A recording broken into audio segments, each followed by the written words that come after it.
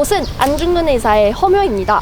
다른 묘들과 달리 안중근 의사의 묘는 유난히 새 것 같은데요. 왜냐하면 안중근 의사의 묘는 허묘이기 때문에 원래는 비석이 없었어요. 근데 작년 2월에 비석이 새로 생기게 되면서 새 것 같은 느낌을 가지고 있습니다.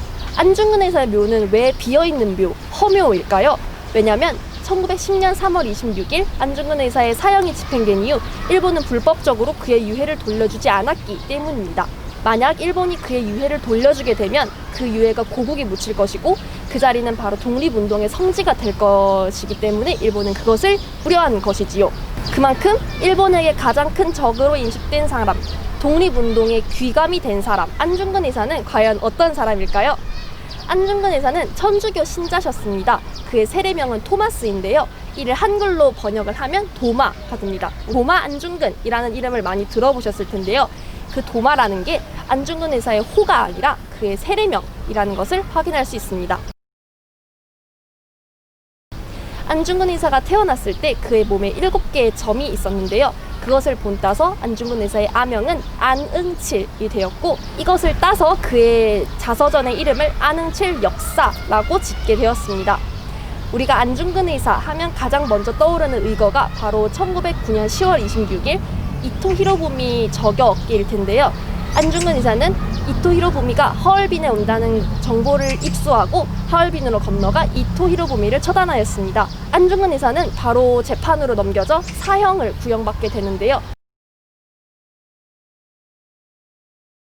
무슨 죄를 저질렀냐고 묻는 재판관의 말에 안중근 의사는 이토 히로부미의 잘못 15가지를 열거하며 자신은 살인을 한 것이 아닌 평화를 저해하는 이토 히로부미를 처단한 것에 불과하다라고 얘기를 하였습니다.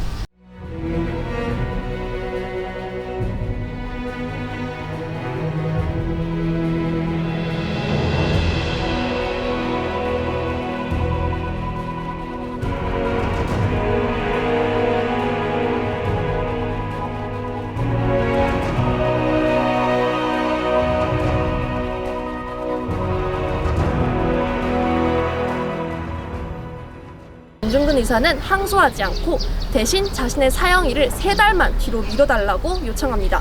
왜냐하면 자신이 쓰고 있는 책을 완전히 집필하고 싶었기 때문이지요. 그때 안중근 의사가 적고 있었던 책이 그의 자서전 안응칠 역사 그리고 동양평화론이라는 책입니다.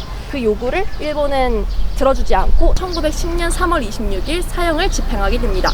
안중근 의사가 완성하지 못했던 미완의 저서 동양평화론은 말 그대로 동양의 평화를 수호하는 법에 대해 적힌 책인데요. 이 책의 가장 큰 특징이라고 하면은 일본을 적국이 아닌 협력해야 할 동료, 협력해야 할 국가로 인식하고 있다는 것입니다. 그러나 일본이 평화에 협력하지 않고 평화를 저해하는 것에 대한 강한 비판을 담고 있는 책이죠. 공동의 군대, 공동의 은행, 공동의 화폐를 설립하여 궁극적으로 삼국의 평화를 수립하자라는 것이 그 책의 주된 내용입니다. 이 책에 의하면 안중근 의사가 이토 히로부미를 처단한 이유가 단지 일본인이어서가 아닌 동양의 평화를 저해하는 인물이어서 처단했다는 것을 확인할 수 있습니다.